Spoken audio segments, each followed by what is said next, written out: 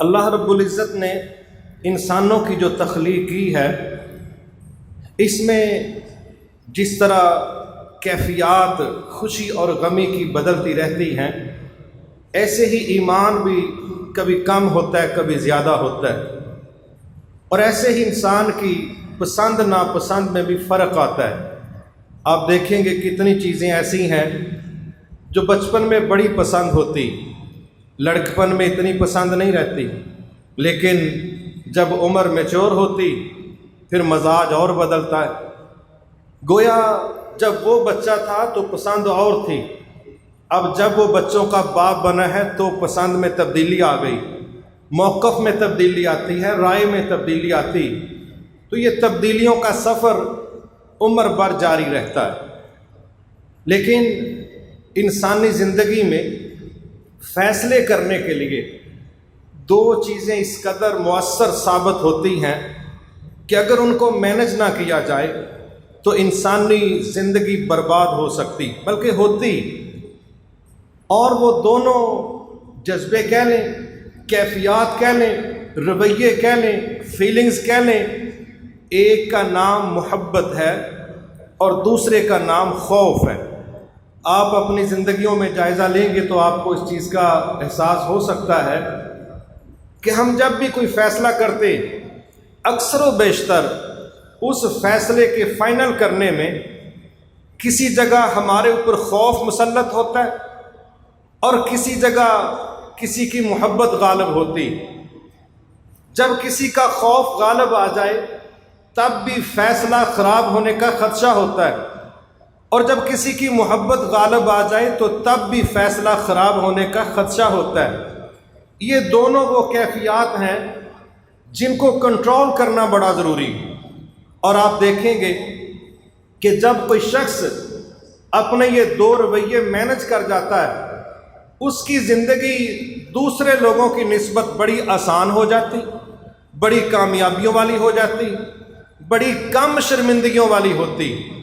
وہ ایسے فیصلے کرتا ہے جو اس کو وقار دیتے، جو اس میں خود اعتمادی پیدا کرتے، جو اس کو دوستوں کی، رشتہ داروں کی، معاشروں کی مجلس میں سر نیچا کر کے بیٹھنے پر مجبور نہیں کرتے، کیونکہ اس نے جو فیصلہ کیا تھا اس کی بنیاد نہ کسی کی محبت تھی، نہ کسی کا خوف تھا۔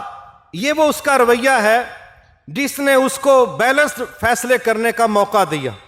اس بنیاد پر انسان ہونے کے ناطے ہمارے رویوں میں جو اتار چڑھاؤ آتا ہے، اس اتار چڑھاؤ کو ہی کنٹرول کرنے کے لیے عقیدے کے نام سے اسلام نے ہماری بڑی اصلاح کی۔ مثلا محبتوں میں آپ دیکھیں گے کہ دنیا میں دو قسم کی چیزیں ہیں، ایک مادی چیزیں ہیں، اس میں ہمارے مکانات ہو سکتے ہیں، ہماری سواریاں ہو سکتی ہیں، اور دوسرے رشتے ہیں، والدین کا رشتہ ہے، اولاد کا رشتہ ہے، بیوی کا رشتہ ہے، رشتہ داروں کا تعلق ہے۔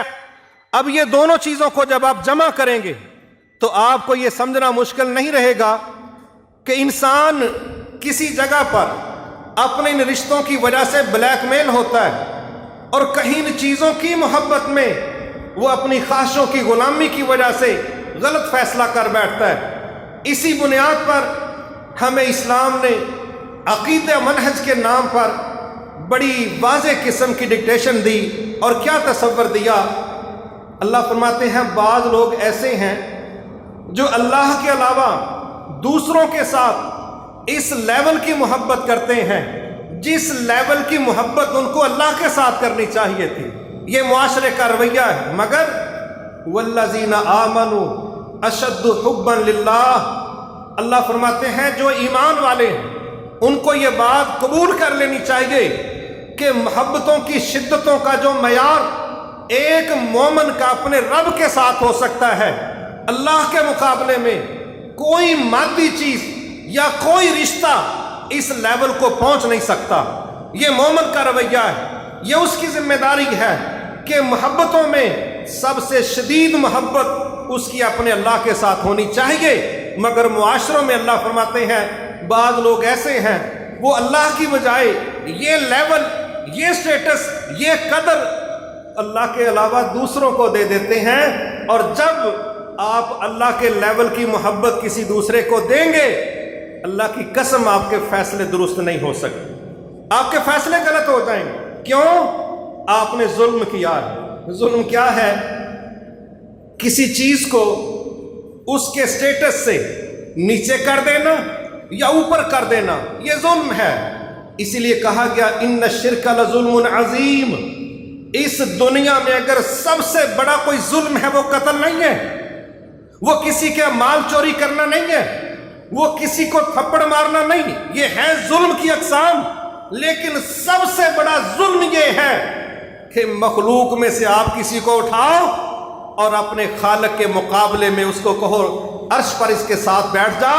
جب یہ رویہ، یہ نظریہ ہوگا، اللہ فرماتے ہیں اس سے بڑا ظلم کوئی نہیں، اس سے بڑی زیادتی کوئی نہیں، اس سے زیادہ مس مینجمنٹ کوئی نہیں، اس سے بڑی جہالت کوئی نہیں کہ آپ مخلوق میں سے کسی کو اٹھا کے کہو کہ جو میرا رب کر سکتا ہے وہ تم بھی کر سکتے ہو۔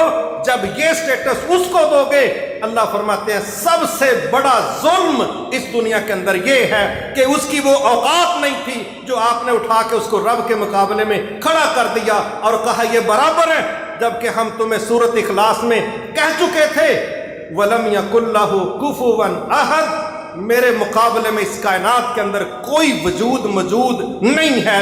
تم نے اس کو قبول نہیں کیا اور تم نے مختلف ٹرمینالوجی استعمال کر کے، نام تبدیل کر کے تم نے میرے مقابلے میں مخلوقات کو کھڑا کیا۔ اللہ کہتے ہیں اس سے بڑا ظلم کوئی نہیں، اس سے بڑی زیادتی کوئی نہیں، لہذا یہ فیصلہ غلط ہے۔ اور اگر محبت ہماری ہو اللہ کے ساتھ، سب سے زیادہ ہمارے فیصلے بڑے کمال کے ہو جائیں گے، ہماری زندگی ایک ردم میں آئے گی، سموتھلی چلے گی۔ اسی وجہ سے پہلی چیز ہمیں یہ سمجھائی گئی کہ مسلمان کی محبت سب سے زیادہ اللہ کے ساتھ ہونی چاہیے، اللہ کے بعد اس کے رسول کے ساتھ صلی اللہ علیہ وسلم۔ اور جب یہ نظریہ قبول کر لیا جائے گا اس کے نتائج بڑے شاندار۔ مثلا نبی صلی اللہ علیہ وسلم نے ایک دفعہ استعارتاً یہ بات سمجھائی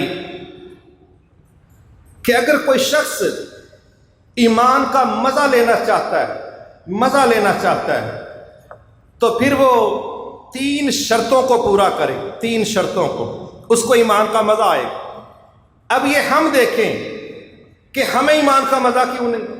ہم جہاں پر چلے تھے وہیں پر کھڑے ہیں، ایمان آگے کیوں نہیں بڑھ رہا؟ کلاس اگلی کیوں نہیں آ رہی؟ لذتوں میں اضافہ کیوں نہیں؟ پیپسی کی باری آتی ہے تو کہتے ہیں دل مانگے اور جب باری آتی ہے ایمان کی کہتے ہیں نہیں بڑا جنہ ہو گیا کہ ہن مطلب سارے کام اسے ہی کرنے نے۔ یہی کافی ہے جو کر رہے ہیں۔ دنیا کی ڈشوں کے مقابلے میں للچائی نظروں کے ساتھ دل اور مانگتا ہے کیونکہ مزہ آتا ہے، اور جب ایمان کا ہمیں مزہ نہیں آیا تو ہم گزارے میں پڑتے ہیں کہ گزارا کافی۔ آپ نے فرمایا پہلی شرط یہ ہے کہ سب سے زیادہ وہ محبت اللہ اور اس کے رسول کے ساتھ کرے، یہ پہلی شرط۔ اب ہم سب اس کا جائزہ لے سکتے ہیں، کیا پریکٹیکل لائف میں ہم ایسا کرتے ہیں کہ ہم سب سے زیادہ محبت اللہ اور اس کے رسول کے ساتھ کر سکتے ہیں؟ کی ہے؟ اگر نہیں کی تو اس کا نتیجہ ہے ایمان میں اگلا گیئر نہیں لگ رہا، اگلی کلاس کی ڈیمانڈ نہیں، اگلا سٹیپ نہیں ہے، جہاں کھڑے تھے وہیں کھڑے ہیں، جمود کا شکار، کیونکہ ہم نے یہ شرطیں پوری نہیں کی۔ دوسرا آپ نے فرمایا تھا کہ تمہیں کوئی کفر کی طرف بلائے، دعوت دے کفر کی، تو تم اس طرح برا سمجھو جس طرح تمہیں کوئی آگ کی طرف بلا رہا ہے۔ کوئی تمہیں کہے آگ میں چھلانگ لگا دو، کتنا برا محسوس کرو گے؟ کہا جب تمہیں کوئی کفر کی طرف بلائے اس طرح برا محسوس کرو، تکلیف محسوس کرو۔ اور تیسری چیز، اگر کسی کو کچھ دینا ہے تو اللہ کے لیے دو، نہیں دینا تو اللہ کی وجہ سے نہ دو۔ گویا محبتیں بھی اللہ کے لیے اور نفرتیں بھی اللہ کے لیے۔ کہا یہ 3 شرطیں اگر تم پوری کرو گے اللہ تمہیں ایمان کا مزہ دے گا، اور مزہ آتا ہے تو پھر بندہ اور کام کرتا ہے، آگے بڑھتا ہے۔ لیکن جب ہم نے یہ شرطیں پوری نہیں کی، ہمیں ایمان کے مزے کوئی نہیں آئے، پھر ہم نے عمریں گزاری जिस तरह कोई बंदा साइकिल स्टैंड पर खड़ा करके पैडल मारता रहता है, सारा दिन मारता रहे, सफ़र नहीं होगा, मुशक्क़त ज़रूर होगी। हमने मुशक्क़तें की हैं, हमने सफ़र नहीं किए, हमने मंजिलों का कुर्ब हासिल नहीं किया, हमने फासले तय नहीं किए, क्योंकि हमारा तरीक़ेकार दुरुस्त नहीं था।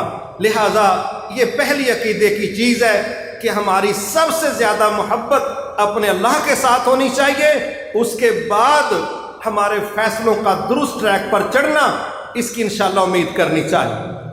दूसरी चीज़ जो हमें समझाई गई वो ये है कि हर जगह मोहब्बत का डिज़ाइन है।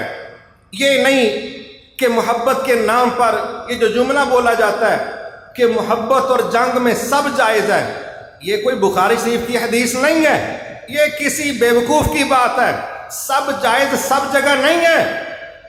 जंगों में भी इस्लाम ने डिसिप्लिन दिया है, जंगों में भी इस्लाम ने डिसिप्लिन दिया है। इस्लाम डिसिप्लिन दोस्ती देता है, इस्लाम डिसिप्लिन दुश्मनी देता है। इस्लाम में ना दोस्तियां हदूद से बाहर हैं, ना नफरतें हदूद से बाहर हैं। आपसे जब ये सवाल किए गए जंगों में क्या हम अपने दुश्मन की लाश के टुकड़े कर सकते हैं, हालांकि वो लड़के मरे हैं, मर चुके हैं, डेड बॉडी है, कहा ना ना, इस्लाम का कोई स्टैंडर्ड है, इसका कोई मयार है, ये इंटरनेशनल वर्थ रखता है, इसने सारी दुनिया को साथ लेके चलना है, ये वहशीपन के चक्करों में नहीं है। ये तो बकरी को ज़िबा करने के लिए आपको छुरी तेज करने का आर्डर देता है। जिस जगह पर बकरी को लटा के छुरी फेरनी है, उस जमीन का नरम करना, नरम रखना, इसकी सोच देता है। अपने दुश्मनों को जिंदा जलाने की इजाजत नहीं देता, कत्ल किए गए बंदे की लाश के टुकड़े नहीं करने देता। इस्लाम दुश्मनियों में भी डिसिप्लिन रखता है, कायदा रखता है, ज़ाब्ता रखता है, हदूदों की उद रखता है। मोहब्बतों में भी इस्लाम डिसिप्लिन रखता है। ये वाहियात तरीक़ेकार कि जहां जिस तरह की मोहब्बत करनी है कर जाओ। ये किसी बेवकूफ़ शायर की बात हो सकती है, ये किसी हारे हुए आशिक की बात हो सकती है, ये हमारे इस्लाम की बात नहीं है। वहाँ रब से मोहब्बत का डिज़ाइन अलग है, अल्लाह के नबी के साथ मोहब्बत का डिज़ाइन अलग है, सहाबा से मोहब्बत का डिज़ाइन अलग है, माँ के साथ मोहब्बत का डिज़ाइन अलग है, बीवी के साथ मोहब्बत का डिज़ाइन अलग है, बेटी के साथ मोहब्बत का डिज़ाइन अलग है, कज़नों के साथ मोहब्बत का डिज़ाइन अलग है, मकान के साथ मोहब्बत का डिज़ाइन अलग है, मस्जिद के साथ मोहब्बत का डिज़ाइन अलग है। अल्लाह की कसम, एक एक चीज़ को इस्लाम बड़ी तरतीब देता है, बेतरतीबा इस्लाम ना है ना रहने देता है। लेकिन हमारे यहाँ जो कि जहालतों की बुनियाद पर फैसले कर लेना, फिर उसका एक्सीडेंट जब होता है तो सबका तहस नहस होना, और फिर कहना कि अगों साहब लानिया करिए कि ना करिए, ये जब तक हिसाब लगता है उतनी देर तक किताब फट फुट जाती। इसलिए बहुत बर वक्त फैसलों को दुरुस्त तरतीब देने के लिए ये पहली शर्त है अकीदे में कि सबसे ज्यादा मोहब्बत अल्लाह के साथ। और फिर अल्लाह ने कहा मैं तुम्हें बताता हूं कि मुझसे मोहब्बत करनी है तो उसका तरीक़ेकार क्या है। फरमाया कुल इन कुंतुम तुहिब्बून अल्लाह, नबी आप बताएं ना मोहब्बतें किस तरह की जाती, आप समझाएं ना इनको कि मोहब्बत होती क्या है, की कैसे जाती है, आप इनको बतलाइए। अगर कोई शख्स अल्लाह के साथ मोहब्बत का इजहार करना चाहता है कि मुझे अल्लाह से प्यार है, फत्तबिऊनी फत्तबिऊनी, उसकी जिम्मेदारी है, उस मोहब्बत करने वाले की जिम्मेदारी है कि वो अल्लाह के नबी की इत्तिबा करे। इत्तिबा करे, जो अल्लाह के नबी की इत्तिबा करेगा वो अल्लाह से मोहब्बत के दावे में इजहार में सच्चा है। जो अल्लाह के नबी की इत्तिबा नहीं करेगा उसके नारे नूरे से रब मुतमिन होने वाला नहीं। इत्तिबा क्या, ये बस एक असूल बयान करके मैं आगे बात करता हूं। इत्तिबा ये है कि जहां आपने कदम रख दिया, जहां आपने कदम रख दिया, हम अपना कदम आपके कदम के प्रिंट से आगे नहीं रख सकते, हम अपना कदम आपके कदम से पीछे नहीं रख सकते, दाएं नहीं कर सकते, बाएं नहीं कर सकते। जहां आपने कदम मुबारक रख दिया हम भी अपना कदम वहीं रखेंगे। तो ये इत्तिबाए रसूल है। अगर ये हो गया कि शेख का नक्शे कदम यूं भी है और यूं भी है, ये बैरंग वाला पांव किसी आपके शेख का हो सकता है, अल्लाह के नबी का इस तरह का पांव नहीं है। وہاں ہمیں کہا گیا لا تقدموا بین یدی اللہ ورسولہ، خبردار کوئی شخص اللہ اور اس کے رسول سے آگے بڑھنے کی کوشش نہ کرے۔ اور کہیں کیا سمجھایا گیا؟ فَلْيَحْذَرِ الَّذِينَ يُخَالِفُونَ عَنْ أَمْرِهِ أَن تُصِيبَهُمْ فِتْنَةٌ أَوْ يُصِيبَهُمْ عَذَابٌ أَلِيمٌ۔ وہ لوگ جو میرے نبی کے طریقے کی مخالفت کرتے ہیں، ہم ان کو وارننگ دیتے ہیں ایسا نہ ہو تمہارے اس غلط حرکت کی وجہ سے آسمانوں سے تم پر کوئی دردناک عذاب نہ نازل ہو جائے، یا تم کسی مصیبت میں گرفتار نہ کر لیے جاؤ۔ اس لیے اپنے نبی کے طریقے کی مخالفت کی گنجائش۔ اب کہاں مخالفت ہوئی؟ ایک چھوٹا سا واقعہ سمجھیں۔ آپ کھانا کھانے بیٹھے، باقی لوگ بھی بیٹھے، ایک بندہ بائیں ہاتھ کے ساتھ کھبے ہاتھ کے ساتھ اس نے کھانا شروع کر دیا۔ آپ نے کہا تیرا دایاں ہاتھ نہیں اٹھتا؟ مطلب یہ تھا، تھوڑا غصے میں کہا مچور بندہ ہے، دائیں ہاتھ کے ساتھ کھاؤ۔ کہنے لگا یہ استطاعت نہیں رکھتا، حالانکہ استطاعت تھی۔ اس نے ایسے ہی رف موڈ میں کہہ دیا اے نہیں یہ نہیں اٹھتا۔ آپ نے فوری کہا اچھا اللہ کرے پھر اٹھے بھی نہ۔ صحابہ کہتے ہیں اس وقت سے لے کے مرتے دم تک اس بندے کا دایاں ہاتھ منہ تک پہنچ ہی نہیں سکا۔ کیا بائیں ہاتھ سے کھانا شرک ہے؟ کیا بائیں ہاتھ سے کھانا بدعت ہے؟ کیا بائیں ہاتھ سے کھانا کسی کے مال پر قبض ہے؟ کیا بائیں ہاتھ کھانا زنا کے برابر ہے؟ نہیں، ایک سسٹم ہے، ایک ڈسپلن ہے کہ آپ کو کہا گیا ہے کہ دائیں ہاتھ سے کھاؤ، کیونکہ بائیں ہاتھ سے شیطان کھاتا ہے، شیطان پیتا ہے۔ آپ کو ایک ڈیزائن دیا گیا ہے، نبوی طریقہ کار ہے۔ مخالفت کی وجہ کیا ہے؟ رف رویہ کیوں ہے؟ طبیعتوں میں پراؤڈنس کیوں ہے؟ قبول کرو اس کو۔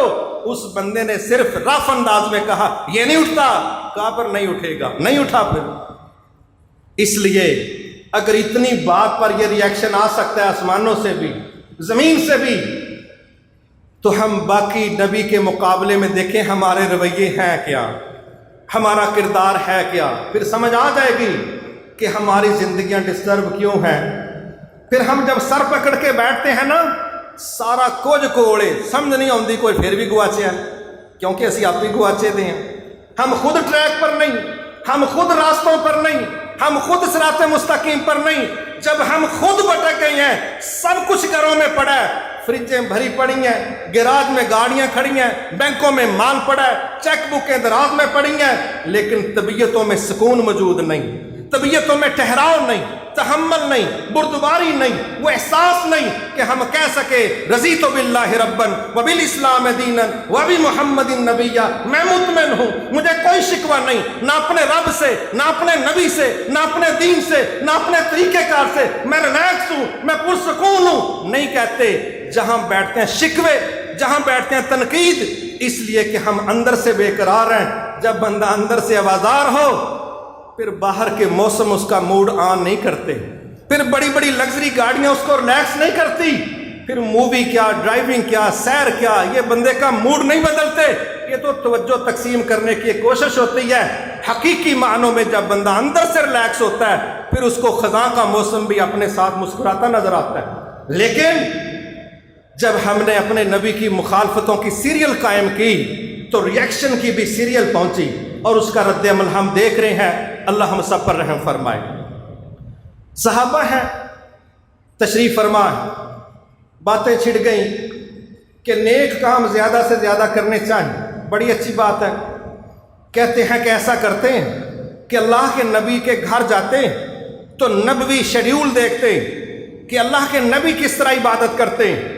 اب یہ ذہن بننا چاہیے کہ عبادتوں میں کوالٹی چاہیے، گنتی نہیں چاہیے۔ ہمارے ہاں گنتیوں کا مالک خولیا ہے کہ معیار کا نہیں ہے۔ اب 3 صحابہ آپ کے ایک گھر پر گئے، پوچھا اللہ کے نبی موجود ہیں؟ کہا نہیں۔ اب یہ دروازے پر کھڑے ہیں، پوچھتے ہیں اماں جی بتلائیے نبی صلی اللہ علیہ وسلم کی نفلی عبادات کا شیڈیول کیا ہے، کیا طریقہ کار ہے؟ اماں جی نے کہا اس طرح تہجد پڑھتے ہیں، اس طرح اذکار کرتے ہیں، اس طرح تلاوت ہے، یہ نفلی روزے ہیں، یہ آپ کی روٹین ہے، کیونکہ فرضی کام تو ساری دنیا کے سامنے ہو ہی رہے تھے۔ اب تینوں صحابہ کھڑے، صحیح بخاری شریف، ایک کیا فرماتے ہیں؟ کہتے ہیں اچھا آپ تو اللہ کے رسول ہیں، بخشے بخشوائے ہیں، تب بھی اتنی عبادت؟ ہم تو عام لوگ ہیں، ہمیں تو آپ سے زیادہ کرنی چاہیے، ہمیں تو آپ سے زیادہ کرنی چاہیے۔ سوچ مخلص تھی، مگر فائدہ تب ہونا تھا جب نبی کی مہر لگنی۔ ایک کہنے لگے میں نے یہ پروگرام بنایا ہے کہ آج کے بعد ساری رات تہجد پڑھا کروں گا، ساری رات تہجد پڑھوں گا۔ دوسرا کہتا ہے میں نے یہ پروگرام بنایا کہ آج کے بعد روزانہ نفلی روزہ رکھوں گا۔ اور تیسرا کیا کہتا ہے؟ تیسرا کہتا ہے میں نے یہ پروگرام بنایا کہ میں نے نکاح ہی نہیں کرنا، تاکہ جو وقت بیوی بچوں کو دینا ہے وہ ہم عبادت میں لگائیں گے۔ ٹھیک ہے جی، یہ تینوں صحابہ بات کر کے چلے گئے۔ آپ کی زوجہ محترمہ نے یہ ساری بات سن لی تھی جو انہوں نے کہی، جو انہوں نے کہی۔ آپ جب گھر آئے تو اماں جی نے سارا واقعہ بیان کیا، کہنے لگے اس طرح 3 لوگ آئے تھے، یہ سوال انہوں نے کیا، یہ میں نے جواب دیے۔ تو اچھا آپ نے کہا ممبر منگواؤ، یہ نارمل کیس نہیں ہے، کہا لوگوں کو بھی جمع کرو۔ ممبر منگوایا گیا، لوگ جمع کیے گئے۔ پھر آپ نے لوگوں کو مخاطب کر کے کچھ اصولی باتیں سمجھائیں، وہ ہمیں بھی سمجھنی چاہیے۔ وہ کیا ہے؟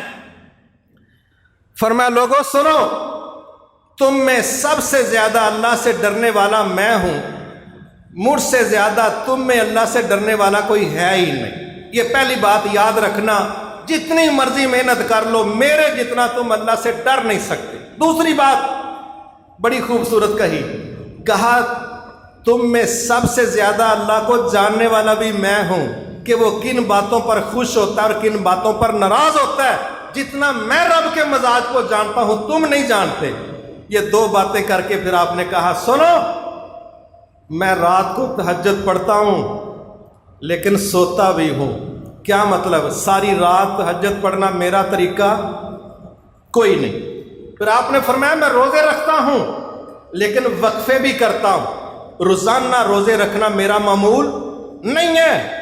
تیسرا آپ نے فرمایا میں نے نکاح بھی کیے ہیں، میں نے نکاح بھی کیے ہیں۔ یہ تیسری بات کر کے آپ نے فرمایا فمن رغب عن سنتی فلیس منی، جو بندہ میرے راستے سے ہٹ گیا، میری سنت سے منہ موڑے گا، میرے ڈیزائن سے پیچھے ہٹے گا، فلیس منی، وہ ہمارا بندہ نہیں، وہ ہم میں سے نہیں ہے۔ کیا خیال ہے؟ ساری رات تہجد پڑھنا بری بات ہے؟ کیا خیال ہے اس نیت پر شادی نہ کرنا کہ وقت اسلام کو دے دوں، کیا یہ بری نیت ہے؟ اس نیت پر روزانہ روزہ رکھنا کہ اجر زیادہ ملے گا، کیا یہ غلط بات ہے؟ اللہ کی قسم ساری رات کی تہجد 0 ہو جائے گی جب نبی کے طریقے کے مطابق نہیں ہوگی۔ 30 دنوں کے 30 روزے 0 ہو جائیں گے جب نبی کی سٹیمپ نہیں لگی ہوگی۔ نکاح کے بغیر 70 سال گزار دینا تباہی کا باعث بنے گا جب نبی کے پیچھے ضرورت نہیں ہوگی۔ اس لیے اللہ کے نبی سے بڑھ کے رب کو جاننے والا کوئی نہیں، رب کو مطمئن کرنے والا کوئی نہیں۔ صرف نیتیں نہیں چلیں گی، اللہ کے نبی کا ڈیزائن چلے گا۔ شکر ہے اس ذات کا جس نے ہمیں محبتیں ترتیب کے ساتھ سکھا دیں، ورنہ جو اللہ کی محبت میں اپنی مرضی سے ساری رات تہجد پڑھتا، سویرے گھر والی نے کہنا سی کوئی ناشتے دا سامان، انہیں کوئی لڑ پینا سی کہ تینوں نہیں پتا ساری رات میں مسلے تے کڈی، ہوں تو سویرے سویرے مینوں دہی لین کے لنڈی، تو کیا خیال ہے؟ انہیں بھی تو کہنا پھر بچے سولر سسٹم تے لوا دا، تو ساری رات مسلے تے کڈی، انہوں میں دھوپے بٹھا کے پیٹ بھرنا، انہوں دا کی کرنا ہے؟ اے نہیں بس میں ستا ہوں۔ چلو جی ایک دن لڑائی ہوئی، گزارا ہوا، انشاءاللہ ہفتے بعد 3 طلاقاں کٹھیاں تے اپنے اپنے کار تے تو مسئلہ سنبھال۔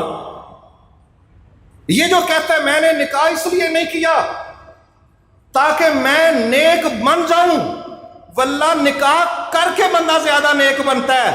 60 سال تک آپ اپنے آپ کو بڑا نیک ثابت کریں، نکاح کے بغیر بھی رہیں، نیک بنا کے پیش بھی کریں۔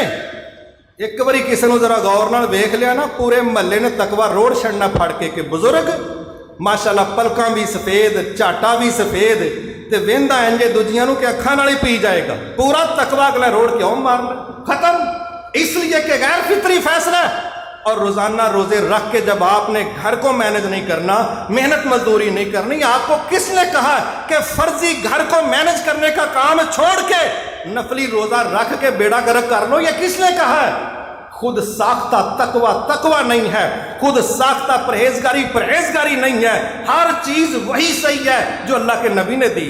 لہٰذا اس لیے ہمارے رب نے کہا تھا محبتیں بھی اپنے نبی سے سیکھ لینا، کہ جو مجھ سے محبت کا اظہار کرنا چاہتا ہے اپنے نبی کو پڑھ لینا، مجھے سب سے زیادہ محبت میرے ساتھ میرے رسول نے کی ہے، ان کو دیکھ لینا، اعتدال کے ساتھ چلے ہیں، ترتیب کے ساتھ چلے ہیں، تسلسل کے ساتھ چلے۔ ایک یہ چیز یہ ہمارے عقیدہ و منہج کا حصہ ہونی چاہیے کہ محبت سب سے زیادہ اللہ کے ساتھ، اور محبت کرنے کا طریقہ رسول اللہ علیہ وسلم کے طریقے کے مطابق، خود ساختہ محبتوں کے دعوے طریقے نہیں چلے۔ کوئی بندہ باہر سے آ کے یہاں فرض نماز پڑھے کوئی نہ تلاوت کرے نہ نماز پڑھے، اے مسجد دے سارے تھام چمی جائے، بوئے بھی چمی جائے، پونے گھنٹے بعد باہر نکل جائے، ہونٹ دے زخمی ہوئے اڑتے کہو میرا نام پاؤ عاشقاں نے تیرے کہڑے کھجل خراب عاشقاں تیرا نام پائیے، نماز پڑھنی ہو تو پڑھی کوئی نہیں، چمیاں لے کے مسجدیاں آ گئے ہیں۔ یہ کون سا محبت کا طریقہ ہے؟ ہر جگہ محبت کا ڈیزائن طریقہ قاعدہ ضابطہ الگ ہے۔ آگے آ جائیے، پھر ہماری اللہ کے ساتھ جو محبت ہے اس کا ایک اصول ہے کہ محبتیں تو پھر قربانی مانگتی، اگر آپ محبتوں میں قربانی نہیں دیتے تو محبتیں ثابت کرنا مسئلہ ہے، اور محبت کا اصول ہے یہ اظہار مانگتی، یہ تجدید مانگتی، یہ تو دلیل مانگتی، نہ دلیل ہو نہ تجدید ہو نہ اظہار ہو تو پھر وہ جو دلوں کی بھی جانتا ہے، جو عملوں کو بھی دیکھتا ہے، وہ تو قبول نہیں کرے گا، وہ تو قبول نہیں کرتا۔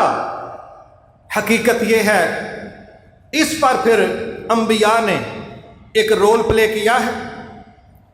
ساری دنیا میں آج ایک بحث چلتی، کاش ہمارے بحثوں کے موضوع تعمیری ہوتے، تعمیری مثبت ہوتے۔ معذرت کے ساتھ میں 3 دن پہلے، کوئی خطیب ہے، کیونکہ جب رویہ درست نہ ہو تو پھر خطیب ہی ہو سکتا ہے، عالم دین کے رویے تو مختلف ہوتے، وہ بحث کر رہا تھا کٹے کی قربانی پر۔ اب بحثوں کی سیریل چل رہی ہے پاکستان، ہر سال کٹے دی قربانی جائز ہے نہیں جائز، اس پر ایسے ایسے سخت الفاظ بولے جا رہے ہیں جو کسی عالم دین کو زیب نہیں دیتے، اور ہر جگہ یہ چکر ہے اس پر بات کرو۔ میرا خیال ہے اگر ہم اس پر تھوڑی بات سن کے بات آگے بڑھاتے، بات اس مکالمے پر کرتے جو ابراہیم علیہ السلام اور اسماعیل علیہ السلام کے درمیان ہوا ہے، اگر ان نقطوں پر بحث ہوتی، اگر ان کی تشریحات ہوتی کہ ایک باپ اپنے خواب کی بنیاد پر اپنے بیٹے سے رب کی محبت میں قربانی مانگ رہا ہے، اور بیٹا بھی اپنے باپ کی اطاعت میں اپنے رب کے سامنے قربانی دینے کے لیے تیار ہے، یہ وہ موضوع ہونا چاہیے تھا جو ہمارے گھروں میں، سوشل میڈیا میں، ہمارے موضوعات میں بحث ہوتا، تشریح طلب ہوتا، اس کے نقطے رکھے جاتے کہ اصل مسئلہ دمبے کی قربانی نہیں تھا، اصل مسئلہ باپ اور بیٹے کے درمیان جو مکالمہ ہو رہا تھا، وہ کہتا ہے میرا رب چاہتا ہے کہ میں تجھے اللہ کی محبت میں سب سے عزیز متاع سمجھ کے آخری عمر کے حصے میں لیا گیا تحفہ ذبح کر دوں تاکہ میرا رب راضی ہو جائے، وہ کرنے کے لیے بات کر رہا ہے، اور بیٹا کہہ رہا ہے میرے باپ، میرے والد، جس طرح آپ کو اللہ کا حکم ہے آپ اس کو پورا کریں، اب مجھے ضدی نہیں پائیں گے، نافرمان نہیں پائیں گے، بحث کرنے والا نہیں پائیں گے، میں تسلیم کرنے والا ہوں، میں مان جانے والا ہوں، کیونکہ آپ بھی اللہ کے پابند، آپ کا بیٹا بھی اللہ کا پابند، ہم تو تسلیم کرنے والے لوگ ہیں۔ اگر ہمارا رب آپ کے قربانی دینے سے، میرے قربان ہونے سے میرا رب اس کی محبت ثابت ہوتی ہے، آپ اپنا کام کریں، میں صبر کر کے اپنا کام کرتا ہوں۔ یہ تھا وہ رویہ جو ہمارے معاشرے میں ڈسکس ہونا چاہیے تھا، اور یہاں بحثیں کیا ہو رہی ہیں، کٹے دی کرنی ہے کہ نہیں کرنی، فلانے دی ہوندی ہے کہ نہیں ہوندی۔ اچھا جی، آدم علیہ السلام تے اماں جی دا نکاح کنے پڑھایا سی، اینو دسو، انہیں رجسٹریشن کرنی ہے، بندہ لیٹ ہون ڈیا ہے، دسو جی نوح علیہ السلام کی کشتی میں کس کس چیز کا جوڑا بیٹھا تھا، فلاں فلاں موقع پر گواہ کون کون تھے، قطعاً جس کا اس سے قیامت کو سوال نہیں، آج سوال نہیں، اس کی ذمہ داری نہیں، اس کی ضرورت نہیں، ان ان فضول قسم کے موضوعات میں یہ بحث کرتا ہے اور کرواتا ہے اور ٹیکنیکلی لاجیکلی لوگوں کو فیل کر کے سمجھتا ہے کہ مجھ سے بڑا تو بصیرت والا کوئی نہیں. وہ تخریبی سوچ ہے، وہ تخریبی سوچ ہے جو تعمیری سوچ نہیں ہے. حالانکہ اسلام اخلاقیات کو بھی سمجھاتا ہے، اسلام لوگوں کو تعمیر کی طرف لے کے جاتا ہے، پازیٹیوٹی کی طرف لے کے جاتا ہے، کسی مقصد کے اچیو کرنے کی طرف اس کی تربیت کرتا ہے. لیکن یہ تب ہوتا نا جب ہمارے موضوعات تعمیری ہوتے، موضوعات تخریبی ہیں، اور اس کا نقصان یہ نکلتا ہے کہ ہم خیر کا کام کم کرتے ہیں، شر کا کام زیادہ ہوتا ہے. بہت زیادہ ضروری تھا اس کیس کو سمجھنا، اس سائنس کو سمجھنا، اس سائیکی کو سمجھنا کہ ابراہیم علیہ السلام اور ان کے بیٹے کے درمیان جو باتیں ہوئی ہیں، کیا آج کا باپ اور آج کا بیٹا اس مکالمے کے مطابق اپنا آپ پیش کرنے کے لیے تیار ہیں؟ کیا آج کا باپ اپنے بیٹے کی اس نہج پر تربیت کرنے میں کامیاب ہوا ہے کہ میں کہوں کہ یہ کرنا ہے اور بیٹا کہے کر جاؤ؟ کیا آج کے دور کا باپ اس پوزیشن میں ہے؟ کیا آج کے دور کی اولاد اس لیول پر ہے؟ بلکہ بیٹا تو صرف قد نکالے نا، عمر اس کی 12-14 سال ہو، صرف قد نکال دے تو ماں باپ سرنڈر ہو جاتے ہیں. وہ نہیں پائی یہ گم پی جاندہ ہے، یہ پتر ہے کہ کتا رکھیا جائے گم پی جاندہ ہے. کیا ہے یہ مسئلہ؟ کیا تربیت کی ہے؟ کیا سمجھایا اس کو؟ نہ باپ نے اس لائن پر تربیت کی ہے، نہ بیٹا باپ کو اس سٹیٹس پر لینے کے لیے تیار ہے. اور مولوی صاحب سے چھپ کے پوچھتے ہیں کوئی وظیفہ دسو، اولاد بڑی نافرمان ہے. تے اولاد مولوی نو کہندی ہے کوئی ایسا جمعہ پڑھاؤ نا پیو نو بھی پتہ لگے وہ ذمہ داری کی ہے، نیرا انہوں جمن دا ہی چاہ سی. اے دوئیں کلے کلے ہو کے مولوی نو پوچھتے ہیں تے انہوں ریموٹ کنٹرول سمجھتے ہیں بھی اس دفعہ پیو دی چابی ملی ہے تے او جمعہ پڑھائے اولاد دے ایسی تیسی کر دے. اگلی واری اولاد نیڑے لگی انہیں چابی دیتی ہے تے باندر وانگو مولوی نو ادھر نو نچا چھڑا. چنگا بھائی ریموٹ کنٹرول مولوی تہاڈا ماشاءاللہ، جیڑی USB لاؤ جیڑی فائل کھولو چل جاندہ ہے. یہ کمی موجود ہے اس لیے کہ ہم وہ تربیت نہیں کر سکے. ضروری ہے اللہ ہمیں اس کی توفیق دے کہ ہم ابراہیم علیہ السلام کی قربانی دینا اور بیٹے کا قربانی دینے کے لیے پیش ہو جانا اور رب کا اوپر سے سند نازل کرنا کہ بس بس نہ ذبح ہونے کی ضرورت ہے، نہ چھریاں پھیرنے کی ضرورت ہے، نہ لہو بہانے کی ضرورت ہے. ہم تک جو چیز پہنچنی تھی وہ پہنچ گئی ہے. آپ کرنے کے لیے تیار ہے، بیٹا کروانے کے لیے تیار ہے. رب نیت دیکھ کے بغیر قربانی لیے تمہیں فرسٹ ڈویژن میں پاس کرتا ہے، تمہارے بیٹے کے ذبح ہونے کی کوئی ضرورت نہیں.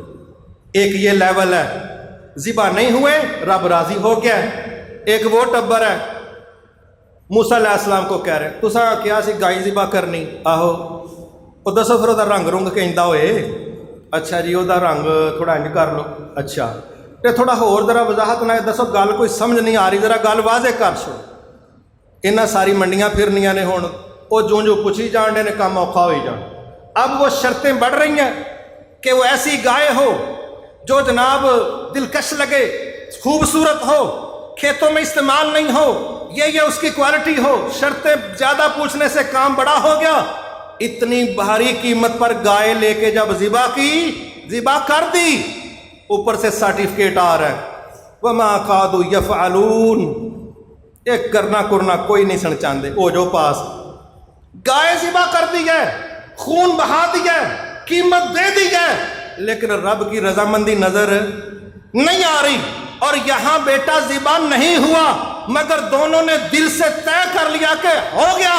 تو اللہ تعالیٰ نے کہا گیا تمہارے دل کی فیلنگز مجھ تک پہنچ گئی ہیں، اب قربانی دینے کی ضرورت نہیں، میں نے یہی چیک کرنا تھا بس. ٹھیک ہے. آج بھی اگر ہم یہ طے کر لیں کہ ہم نے اپنی نیتوں پر اخلاص کے ساتھ اللہ کو مطمئن کرنا ہے دلیل کے ساتھ، تو واللہ ہمارا رب دلوں کی کیفیت دیکھ کے ہی فیصلہ کر دے گا کہ کون بندہ سچا ہے اور کون بندہ جھوٹا ہے. ورنہ تو اللہ تعالیٰ رحم فرمائے، ہم ایک جگہ گئے ڈیرے پر ملنے کے لیے، تو اس بندے نے ڈیرے پر اپنا بڑا سا چارپائی کیا تھی کوئی پورا ٹائٹینک کی تھا جو بنایا ہوا تھا اس نے، تو بیک پر ایک بڑی تصویر اس نے بیل کی لگائی ہوئی. تو ظاہر ہے وہ بیٹھتا ہی اس کی طرف بیک کر کے تھا. جس نے بیٹھنا ہے انہیں بزرگاں دی زیارت بھی کرنی ہے تو گائیں دی زیارت بھی کرنی. اب جو اس کے ساتھ بیٹھ رہا ہے اس کو کہہ رہا ہے اے میں فلانی سن چ کیتا ہے, بولے بولے دا کوئی ریٹ سی, کوئی انہوں ہاتھ نہیں پاندا, اے رولا سی اور رولا. اچھا بھائی تو ایک باری کر بیٹھا, ساڈا کی قصور ہے ہن جدوں سارے سال ایسا ہونا ہے تو سانوں ضرور دسنا بابا جی دے 14 نکات وانگو اینوں یاد کر کے یہ ریٹ کی سی, تو کیتا کیڑی سن سی تے دتا, ساڈا کہدا مسئلہ ہے, ہو گیا ایک عمل. لیکن جب تک پورا ضائع نہیں نہ ہو جاتا کئی لوگوں کو سکون نہیں آتا. جب تک پورا عمل ریاکاری کی نظر نہیں نہ ہو جاتا کئی لوگوں کو نا طبیعت میں ٹھہراؤ نہیں آتا. جب یہ نیتیں ہوں گی آپ دنیا میں سونے کا بیل بھی ذبح کریں گے تو رب کے نزدیک اس کی کوئی حیثیت نہیں ہے. صحیح مسلم کی حدیث آپ نے فرمایا اگر کوئی بندہ کھجور کے برابر صدقہ کرے 2 شرطوں کے ساتھ, ویڑا نہیں, بکرا نہیں, کھجور کے برابر, ایک مال حلال کا ہو اور دوسرا اس کی نیت خالص اللہ کی رضا ہو, جب اللہ قیامت کو یہ برابر اس کو واپس کرے گا تو اس کا سائز پہاڑ کے برابر ہو چکا ہوگا, پہاڑ کے برابر. 700 گنا تو بڑا پیچھے رہ جاتا ہے صرف اخلاص اور مال حلال. اور اگر اخلاص نہیں ہے, مال حلال نہیں ہے, پھر جو مرضی کریں پھر وہ اللہ کے ہاں قابل قبول نہیں ہے. یہ چیز سمجھنا بڑا ضروری ہے کہ ہم اپنے رب کو خوش کرنے کے لیے اس کی محبت میں کیا قربان کر سکتے ہیں.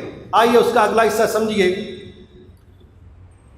ایک صحابی ہیں, غزوہ احد ہے, پوچھ رہے اے اللہ کے نبی صلی اللہ علیہ وسلم کیا اللہ تعالیٰ مسکراتے بھی ہیں؟ آپ نے فرمایا ہاں مسکراتے ہیں. کہنے لگا مجھے وہ عمل بتائیں کہ میں وہ عمل کروں اور میرا رب مجھ پر مسکرا دے, مجھے وہ کام بتائیں. آپ نے فرمایا جب جنگ بڑی شدت اختیار کر جائے اور ماحول بڑا پرخطر ہو, لوگ بکھرے ہوئے ہوں. اصل میں آپ عکاسی کر رہے تھے گراؤنڈ ریالٹی کی کہ اس وقت یہی حال ہے, تو جس جگہ بندے کو موت نظر آئے اس جگہ ٹکرا کے استقامت کے ساتھ جو بندہ شہید ہو جاتا ہے, جاننے تو بڑی دنیا دیتی ہے, ایسی سچویشن میں جو بندہ جان پیش کرتا ہے اللہ اس کے اس کیفیت والے عمل کو دیکھ کر عرش پر مسکرا پڑتا ہے. اب ساڑھے ورگا ہوندہ نا تو سوچی پہ جاندہ پہ اللہ کرے جے جان دے کے رب نے مسکرانا ہے تے 30 پارے تھوڑے تے نہیں, اس کو اور شاہ ویکھو اے سنیا سہاستا دا سیٹ بھی بڑا بڑا, اس کو حدیث کٹ لو کہ بندہ مروا کے رب نے راضی ہونا. یہ ہمارے مزاج, آپشن, راستے دو, ادھر سے گزارو, اور بتاؤ اور بتاؤ.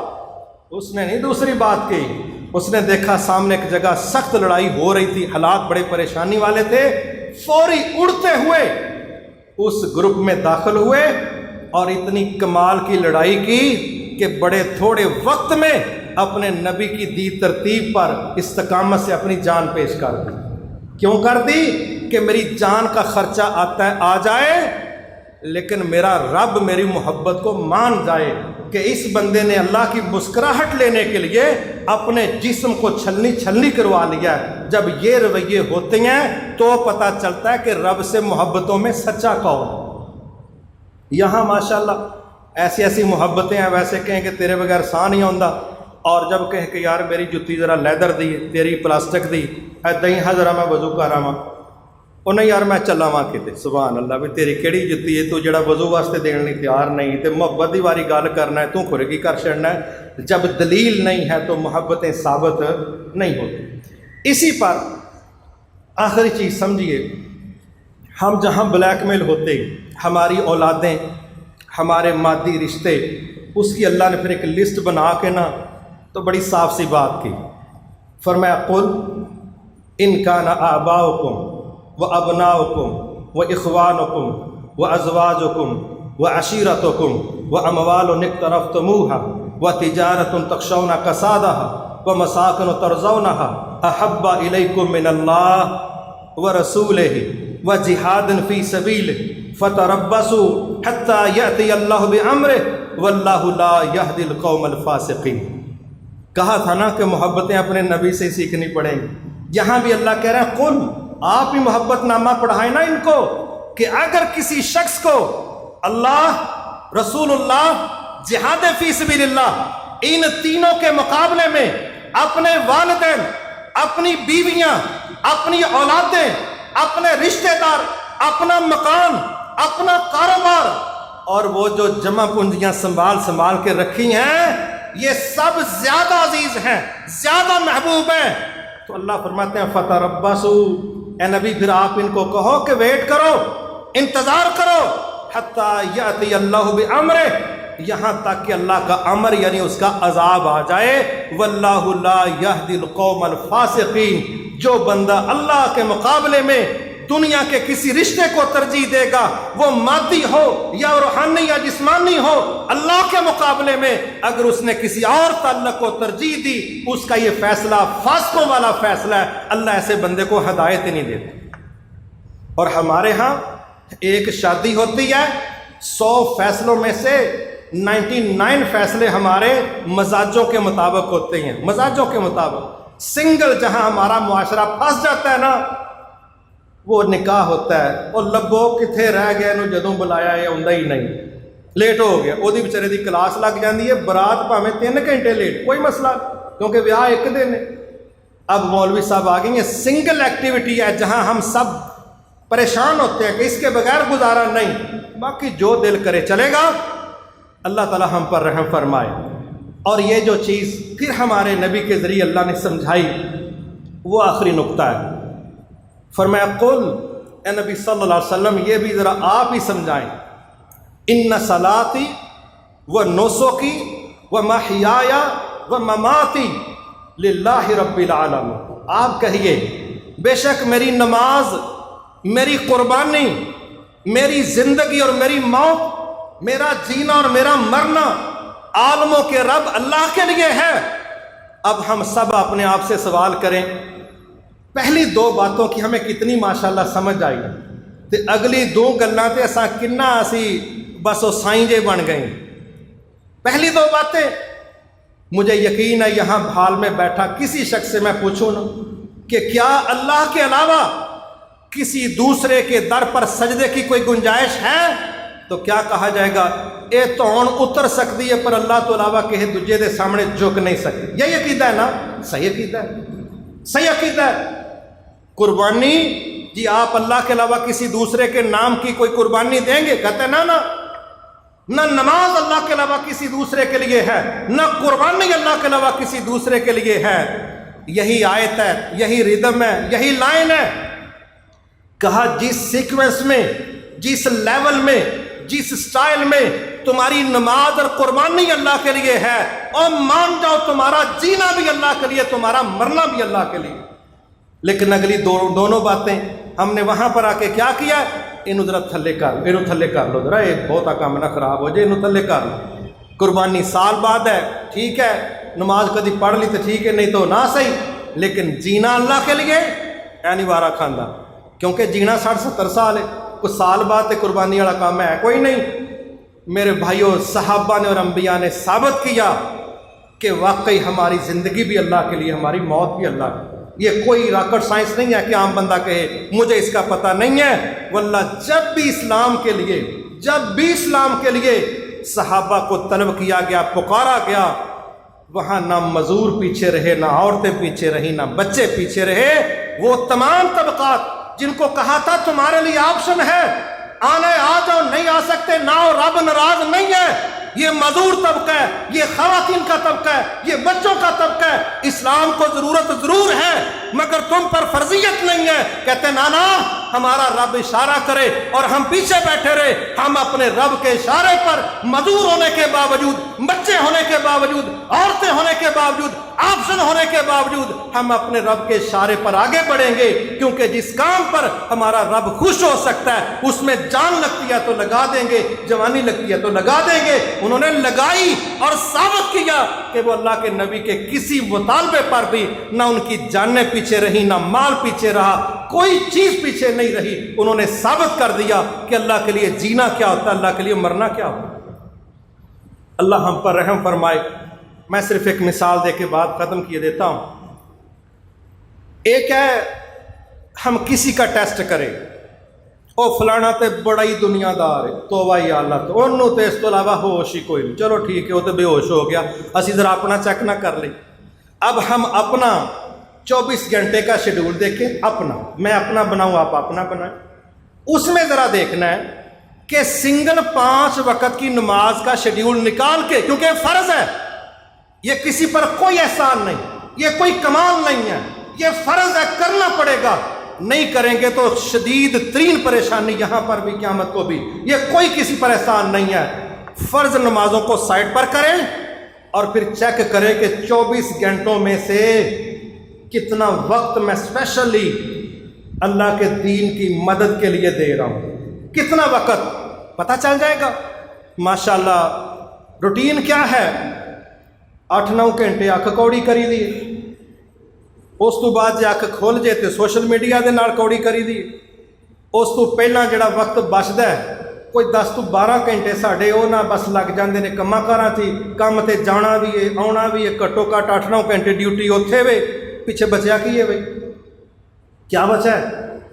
ہم دیکھیں گے ہمارے پاس اسپیشلی شاید 1 گھنٹے کا ٹائم 24 گھنٹوں میں سے ایسا نہیں ہے جو ہم جرأت کے ساتھ کہہ سکیں کہ یا اللہ یہ 1 گھنٹے کا وقت صرف تیرے دین کی سربلندی کے لیے ہے، خواہ میں دعوت میں استعمال کروں، خواہ میں تیرا پیغام لوگوں کو سمجھانے میں استعمال کروں، میں تیرے کمزور بندوں کی مدد میں استعمال کروں، میں زبان سے بات کروں، میں ہاتھ سے کام کروں، جو بھی میں کروں، یہ 1 گھنٹہ میرا وقت وہ ہے جو تیرے دین کی سربلندی کے لیے استعمال ہو رہا ہے۔ اس 1 گھنٹے میں میری کوئی دوسری سرگرمی نہیں ہے۔